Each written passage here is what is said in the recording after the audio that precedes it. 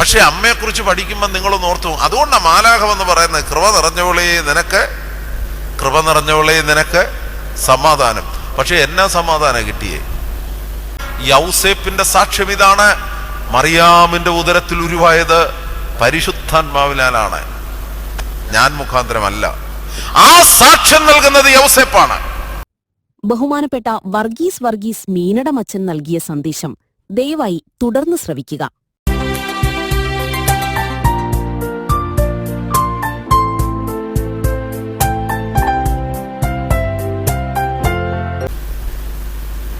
ഉത്തമഗീതം 2-ാം അധ്യായം 4-ാം വാക്യത്തിന്റെ 2-ാം ഭാഗം വേദപുസ്തകത്തിൽ നിന്നെടുക്കണം.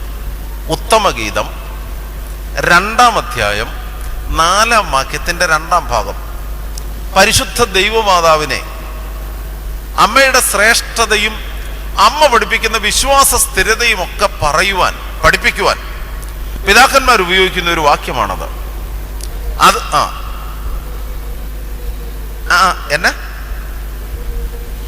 എന്റെ മീതെ അവൻ പിടിച്ചിരുന്ന കൊടി സ്നേഹമായിരുന്നു.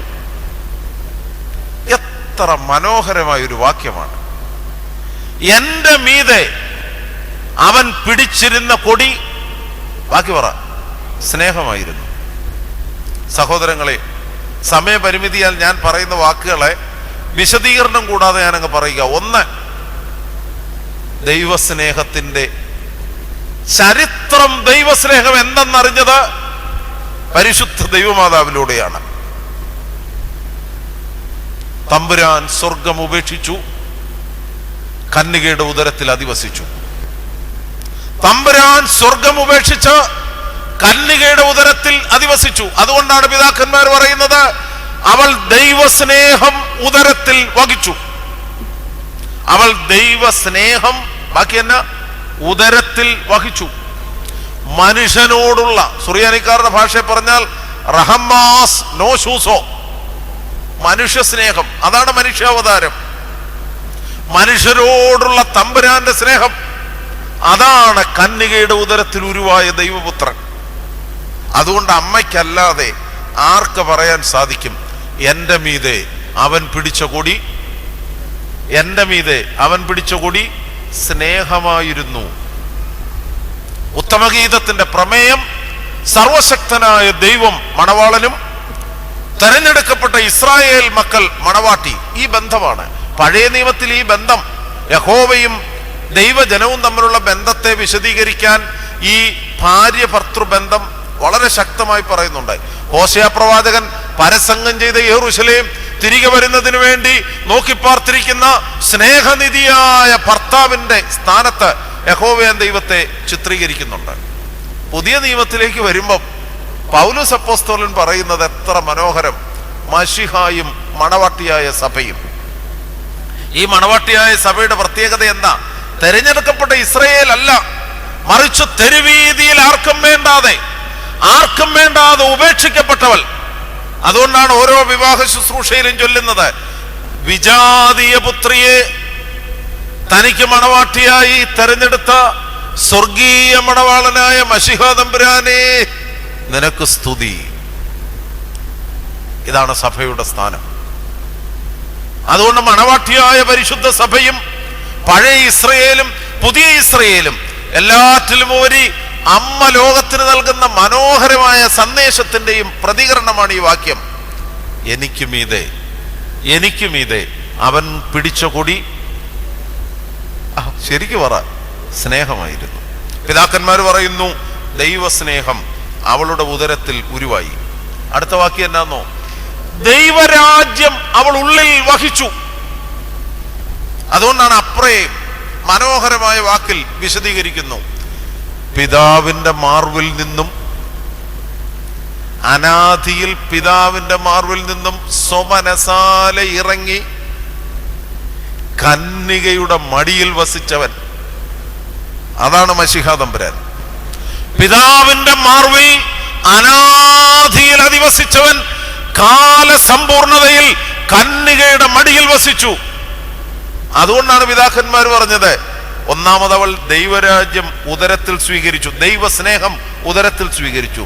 2, ദൈവരാജ്യം ഉള്ളിൽ വഹിച്ചവളാണ് പരിശുദ്ധ കന്യക.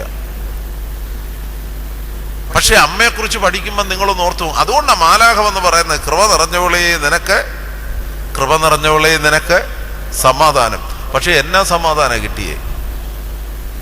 ഇവിടെ ഇരിക്കുന്ന സ്ത്രീകളൊക്കെ ഒന്ന് ശ്രദ്ധിച്ച്, നന്നേ ചെറുപ്പത്തിൽ മാതാവിൻ്റെ പിതാവും മാതാവും മരിച്ചുപോയി. യുയാക്കീമും ഹന്നായും നന്നേ ചെറുപ്പത്തിലെ മരിച്ചു. നന്നേ ചെറുപ്പത്തിലെ മാതാപിതാക്കൾ മരിക്കുന്ന ഒരു സ്ത്രീക്ക് എന്നാ സ്വസ്ഥത! നന്നേ ചെറുപ്പത്തിൽ അപ്പനും അമ്മയും മരിച്ചുപോയിട്ടും 14 വർഷക്കാലം ദേവാലയത്തിൽ വളർത്തപ്പെട്ടപ്പോഴും അമ്മയ്ക്ക് സാക്ഷിക്കുവാനുള്ള വാക്യമാണ് ഉത്തമഗീതം 2-ാം അധ്യായം 4-ാം വാക്യത്തിന്റെ 2-ാം ഭാഗം. എനിക്ക് മീതെ അവൻ പിടിച്ചിരുന്ന കൊടി സ്നേഹമായിരുന്നു. 14-ാമത്തെ വയസ്സിൽ 4 ഇരട്ടി പ്രായമുള്ള യൗസേപ്പുമായിട്ട് വിവാഹ നിശ്ചയം നടത്തുന്നു. 4 ഇരട്ടി പ്രായം. ഒരു സ്ത്രീയുടെ ജീവിതത്തിലെ സന്തോഷത്തിന്റെ നിമിഷമാണ് ഒരു വിവാഹ നിശ്ചയത്തിന്റെ നിമിഷം. എന്നാൽ ഇവിടെ ഓർത്തു നോക്കിക്കേ, ഈ അമ്മയ്ക്ക് സന്തോഷിക്കാൻ ഭൗതികമായി ഒന്നുമില്ല, എന്നാലും അമ്മയ്ക്ക് സ്വസ്ഥതയുണ്ട്. എന്താ കാരണം? എനിക്ക് മീതെ അവൻ പിടിച്ചിരുന്ന കൊടി സ്നേഹമായിരുന്നു.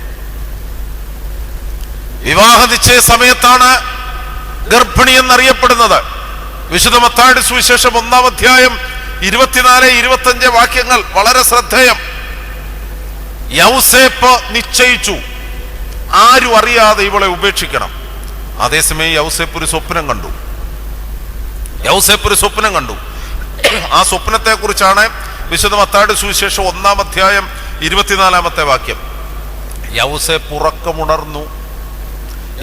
ഉറക്കമുണർന്നു, ദൂതൻ പറഞ്ഞതുപോലെ ഭാര്യയെ ചേർത്തുകൊണ്ടു.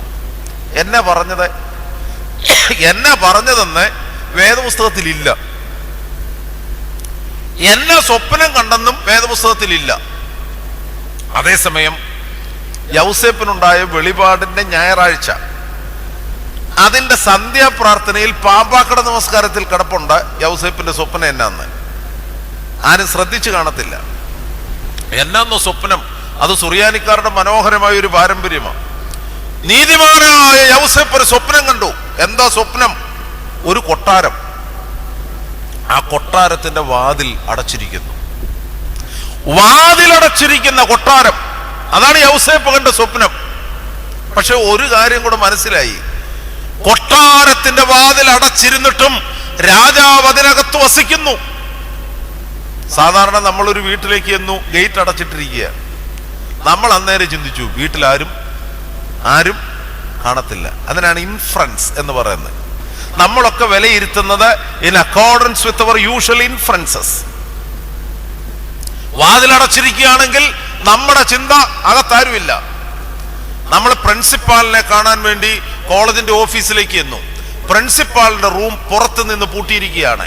നമ്മുടെ മനസ്സിലിരിക്കുന്ന ചിന്ത അകത്ത് പ്രിൻസിപ്പാൾ ഇല്ല. പക്ഷെ അങ്ങേര് പിയൂണിനോട് പറഞ്ഞു ഒത്തിരി പേര് വന്ന് ശല്യപ്പെടുത്താതിരിക്കാൻ പുറത്തുനിന്ന് പൂട്ടിയേക്കാൻ. അപ്പൊ പ്രിൻസിപ്പാൾ അകത്തുണ്ടോ? അകത്തുണ്ട്. യൗസേപ്പ് കണ്ട സ്വപ്നം വാതിലടച്ചിരിക്കുന്ന കൊട്ടാരം, പക്ഷെ കൊട്ടാരത്തിനകത്ത് രാജാവ്. അപ്പൊ യൗസേപ്പിന് മനസ്സിലായി. കാരണം എബ്രായ തലമുറകളായി സ്ത്രീയുടെ സന്തതിക്ക് വേണ്ടി നോക്കി പാർത്തിരിക്കുന്ന പ്രതിനിധിയാണ് യൗസേപ്പ്. അതുകൊണ്ട് യൗസേപ്പിന് സംശയമില്ല. യൗസേപ്പാണ് ലോകത്തോട് വിളിച്ചു പറഞ്ഞത്. എന്തിനാ എൽദോ പെരുന്നാളിന് മുമ്പ് യൗസേപ്പിന്റെ വെളിപാടിന്റെ ഞായറാഴ്ച? കാരണം ചരിത്ര ലോകത്തിലെ പരിശുദ്ധ ദൈവമാതാവിന്റെ സാക്ഷ്യത്വത്തിന് ഏറ്റവും സമാനമായി ചരിത്രത്തോട് സാക്ഷ്യം പറയാൻ യൗസേപ്പ് വേണം. യൗസേപ്പിന്റെ സാക്ഷ്യം ഇതാണ്: മറിയാമിന്റെ ഉദരത്തിൽ ഉരുവായത് പരിശുദ്ധാത്മാവിനാലാണ്, ഞാൻ മുഖാന്തരമല്ല. ആ സാക്ഷ്യം നൽകുന്നത് യൗസേപ്പാണ്. അനുഗ്രഹിക്കപ്പെട്ട ദൈവമക്കളെ, എന്തു വേദനയും പ്രയാസവുമാണ് അമ്മ അനുഭവിക്കുന്നത്. 14 വയസ്സുള്ള സ്ത്രീ ഗർഭിണിയാണെന്നറിയപ്പെടുന്നു. യഹൂദ നിയമം അനുസരിച്ച് പാളയത്തിന് പുറത്തു കൊണ്ടുപോയി കല്ലെറിഞ്ഞു കൊല്ലപ്പെടും. യൗസേപ്പ് ഉപേക്ഷിക്കും. എന്നാലും മറിയ പറഞ്ഞ വാക്കെന്ന, ഇതാ ഞാൻ കർത്താവിന്റെ ദാസി, നിന്റെ ഇഷ്ടം പോലെ എനിക്ക്. നമ്മുടെ പിതാക്കന്മാർ പറയുന്ന കാര്യം എന്നോ, ഇങ്ങനെയൊക്കെ അമ്മ പറഞ്ഞതിന്റെ കാരണം ഇതാ: എനിക്ക് മീതെ അവൻ പിടിച്ചിരുന്ന കൊടി സ്നേഹമായിരുന്നു.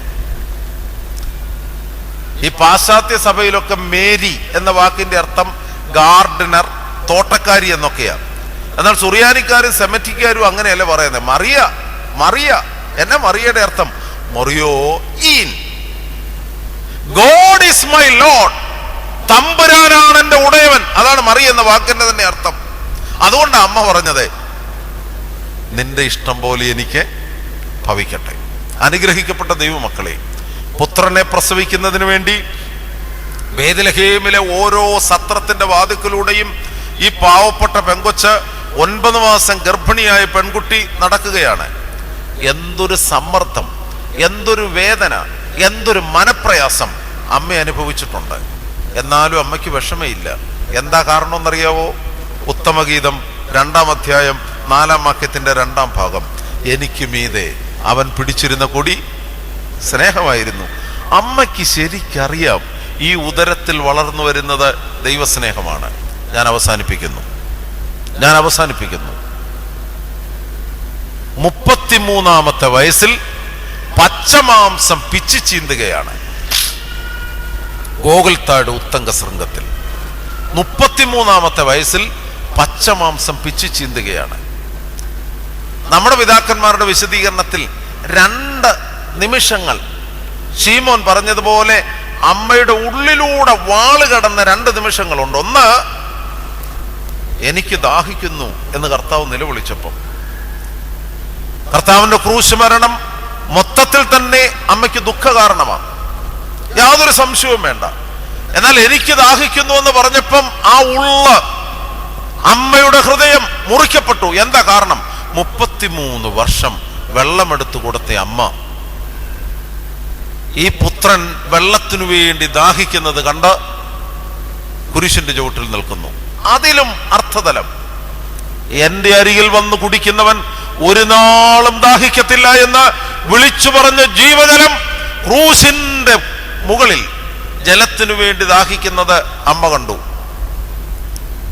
അതിലും ഹൃദയഭേദകമായ ഒരു നിമിഷം സുറിയാനിക്കാർ വിവരിക്കുന്നത് എന്താണെന്നോ? ഈ പടയാളികൾ ആ കുരിശിന്റെ ചുവട്ടിലിരുന്ന് തുന്നലില്ലാത്ത അങ്കിയെ കുറിച്ചൊരു കമന്റ് പറഞ്ഞു. എന്താണ്? ഇത് കീറരുത്, ഇത് കീറരുത്, ഇത് ആർക്ക് വരുമെന്ന് ചീട്ടിടാം. യഥാർത്ഥത്തിൽ 14 വർഷം അമ്മ ദേവാലയത്തിൽ അധിവസിച്ചപ്പം അമ്മയുടെ ചുമതല, അമ്മ നിർവഹിച്ച ഒരു ജോലിയാണ് നൂൽ നൂക്കുന്നത്. കാഴ്ചയപ്പം മൂടിവെക്കുന്ന കപിലാനകൾ അമ്മ നെയ്തെടുത്തു. ആ കൂട്ടത്തിൽ അമ്മ നെയ്ത തുന്നലില്ലാത്ത ഒരു കപിലാനയാണ് ജീവന്റെ അപ്പത്തെ മൂടിവെച്ച തുന്നലില്ലാത്ത അങ്കി. കാഴ്ചയപ്പം മൂടിവെക്കുന്ന ചെറിയ കപിലാനകൾ പോലെ ജീവന്റെ അപ്പമായ സ്വർഗീയ അപ്പമായ മശിഹാ തമ്പുരാൻ അണിഞ്ഞിരുന്ന തുന്നലില്ലാത്ത അങ്കി അമ്മ നെയ്തെടുത്ത അങ്കിയാണ്. അനുഗ്രഹിക്കപ്പെട്ട ദൈവമക്കളെ, എത്രമാത്രം ഈ സ്ത്രീ വേദനിച്ചു കുരിശിന്റെ ചുവട്ടിൽ. പക്ഷെ അവിടെയും ശ്രദ്ധിച്ചു നോക്കുക, അമ്മ ആ കുരിശിന്റെ ചുവട്ടിൽ നിൽക്കുകയാണ്. യേശു ക്രിസ്തു ശിഷ്യനോട് പറയുന്നു, സ്ത്രീയെ ഇതാ നിന്റെ മകൻ. അമ്മയോട് പറയുന്നു, അമ്മയോട് പറയുന്നു, സ്ത്രീയെ ഇതാ നിന്റെ മകൻ. ശിഷ്യനോട് പറയുന്നു, ശിഷ്യ ഇതാ നിന്റെ അമ്മ. കുരിശിന്റെ ചുവട്ടിലും അമ്മ സമാധാനം അനുഭവിച്ചതിന്റെ കാരണം എന്താണെന്നോ? അമ്മയ്ക്ക് വ്യക്തമായി അറിയാം, എനിക്ക് മീതെ അവൻ പിടിച്ച കൊടി സ്നേഹമായിരുന്നു. പൗരസ്ത്യ സഭയെ സംബന്ധിച്ച് ഏറ്റവും അനുഗ്രഹിക്കപ്പെട്ട അമ്മയുടെ ഓർമ്മ ദിവസം, അമ്മയുടെ മൃതശരീരം സ്വർഗത്തിലേക്ക് എടുക്കപ്പെട്ട വാങ്ങിപ്പിന്റെ നിമിഷം. ചരിത്രലോകത്തിൽ അദൃശ്യനായ ദൈവത്തെ അമ്മ ദൃശ്യമാക്കി. പരിശുദ്ധ സഭയാകുന്ന ക്രിസ്തുവിന്റെ മണവാട്ടിയാകുന്ന നമ്മളും ആ ചുമതല തന്നെ നിർവഹിക്കുന്നു. അപ്പോസ്തോലൻ അമ്മയെ കർത്താവ് ഏൽപ്പിച്ചു കൊടുത്തത് സഭയ്ക്കായി പരമേൽപ്പിച്ച നിമിഷമാണ്. അതുകൊണ്ട് വർത്തമാന കാലഘട്ടത്തിലും സഭയുടെ ആരാധനാ ജീവിതത്തിൽ പ്രാർത്ഥനയിൽ അമ്മ നമ്മോടൊപ്പമുണ്ട്. പ്രധാന സ്ഥാനത്ത് നമ്മോടൊപ്പം അമ്മ നമുക്ക് വേണ്ടി ദൈവസന്നിധിയിൽ അപേക്ഷിക്കുന്നു. അമ്മയുടെ മധ്യസ്ഥതയുടെയും ശ്രേഷ്ഠത ഇതാണ്. ഏറ്റവും അവസാനമായി ഞാൻ പറഞ്ഞു, എല്ലാ കഷ്ടതയുടെയും ദുരിതത്തിൻ്റെയും നടുവിൽ അമ്മ സമാധാനം അനുഭവിച്ചു. എന്താ കാരണം? അമ്മയ്ക്ക് നല്ല ബോധ്യമുണ്ടായിരുന്നു, എനിക്ക് മീതെ അവൻ പിടിച്ച കൊടി സ്നേഹമായിരുന്നു. ഒരു വാക്ക് പ്രാർത്ഥിച്ച് അവസാനിപ്പിക്കാം. തേടരുതേ മാതാവേ ഞങ്ങൾക്കായുള്ളർത്ഥനയെ, ഞങ്ങളിൽ ആർദ്രത തോന്നിയിടാൻ ഏകാത്മജനോടാർത്തി.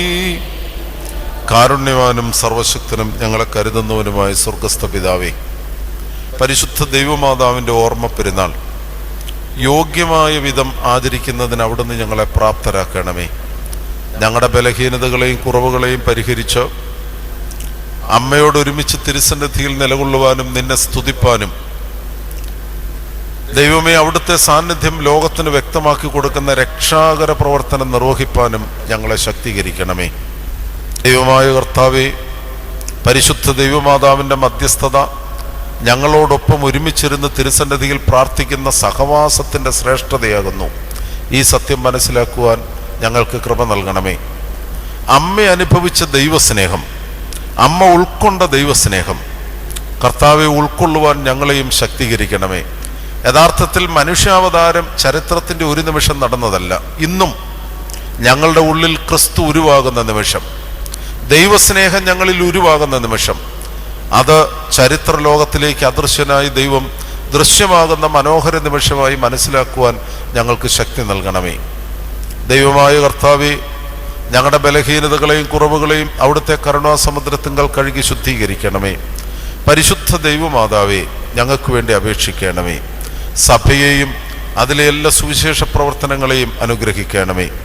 ഞങ്ങളെ നേർവഴിയിൽ നടത്തുന്ന പിതാക്കന്മാരെയും ഉപദേഷ്ടാക്കന്മാരെയും ദൈവീക ജ്ഞാനത്തിൽ നടത്തി ദീർഘായുസ് കൊണ്ട് അനുഗ്രഹിക്കണമേ. കർത്താവെ, വിശ്വാസികളായ ഞങ്ങളെ വാങ്ങിപ്പോയവരെ പുണ്യപ്പെടുത്തണമേ. സ്തുതിയും സ്തോത്രവും ഞങ്ങൾ അങ്ങയ്ക്കും അവിടുത്തെ ഏകജാതനും വിശുദ്ധാത്മാവിനും സമർപ്പിക്കുന്നു, ഇപ്പോഴും എല്ലായ്പ്പോഴും ഇന്നും എന്നേക്കും തന്നെ. താങ്കൾ ആദ്യമായിട്ടാണ് ഈ ചാനൽ കാണുന്നതെങ്കിൽ ദയവായി സബ്സ്ക്രൈബ് ചെയ്യുക. സർവശക്തനായ ദൈവം ഏവരെയും സമൃദ്ധമായി അനുഗ്രഹിക്കട്ടെ.